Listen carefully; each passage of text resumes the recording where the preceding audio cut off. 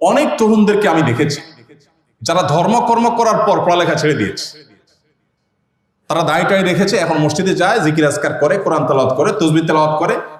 এই বই পুস্তক পড়া, ক্লাসে ভালো রেজাল্ট করা, পড়াশোনা করা, সিরিয়াস হওয়া, এই বিষয়গুলোকে অনেক তরুণরা মনে করে এটা দুনিয়াবি কাজ।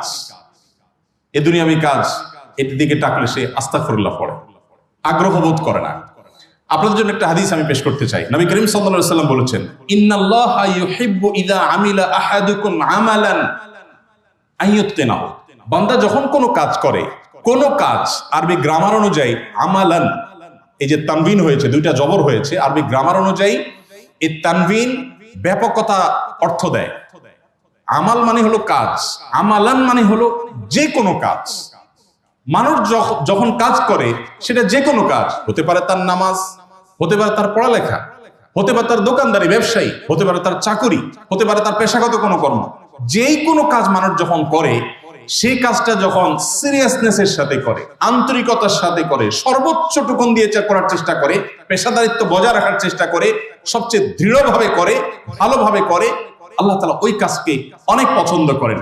অতএব যে ছাত্র পড়ালেখার প্রতি খুব বেশি মনোযোগী না, তার চাইতে যে খুব বেশি মনোযোগী, সিরিয়াস, আল্লাহ তাআলার কাছে সেই এই জায়গাটাতে প্রিয় পাত্র। অতএব আপনি ছাত্র হিসাবে ভালো ছাত্র হওয়া মুসলিম মিল্লাতের মুখ উজ্জ্বল করবার জন্য অত্যন্ত গুরুত্বপূর্ণ একটি কাজ। আজ পৃথিবীতে অমুসলিমদের অনেক অবদানের স্বীকার আমাদেরকে করতে হয়, তাদের অনেক অবদানের নিচে এবং তলে আমাদেরকে থাকতে হয়। কেন? আমরা বিশ্ব মানবতার কল্যাণে অনেক কাজ করতে পারবো না?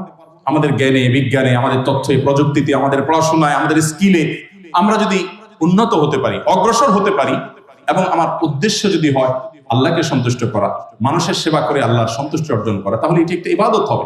ইটসেলফ এটি একটি ইবাদত। আপনার বই পাঠ্য ইবাদত হতে পারে। আমি সেই পয়েন্টে আসছি। তাহলে তৃতীয় যে বলছি তা হলো, আপনাদের পড়াশোনায় আপনাদেরকে সিরিয়াস হতে হবে। যে কোনো কাজ করবেন সেখানে সিরিয়াস হতে হবে। আল্লাহ তাআলা কোনো ঢিলা ঢালা কাজ, শৈথিল্যের সাথে করা কাজ, অবহেলার সাথে করা কাজ, সিরিয়াসনেস ছাড়া করো কোনো কাজকে আল্লাহ পছন্দ করে না। একটি বৃক্ষরোপণ করবেন, সবচেয়ে সুন্দর করে করবেন।